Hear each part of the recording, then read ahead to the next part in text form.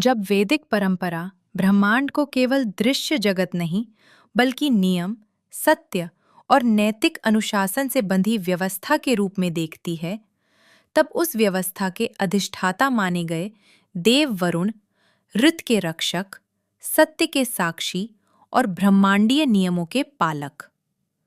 ऋग्वेद में वरुण को केवल जल का देव नहीं, बल्कि वह चेतना माना गया जो मनुष्य के कर्म, वचन और विचार तीनों को देखती है।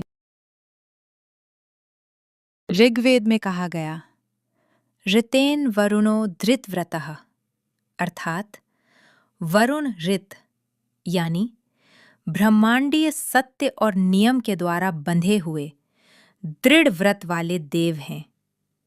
इसी कारण वरुण को नैतिक अनुशासन और आंतरिक सत्य का देव माना गया। अथर्ववेद में उनके सर्वदर्शी स्वरूप का स्मरण करते हुए कहा गया, यह पाशैः परिपश्यति, अर्थात वरुण अपने पाशों द्वारा मनुष्य के कर्मों को बांधते हैं और उसका निरीक्षण करते हैं। जहां पाश दंड का नहीं, बल्कि चेतना को अनुशासन में रखने वाले नियम का प्रतीक है। शास्त्रों में वरुण का वाहन मकर बताया गया है, जो जल, गहराई और रहस्य का संकेत देता है, जबकि उनके हाथों में पाश आत्मसंयम, उत्तरदायित्व और सत्यबोध का प्रतीक है।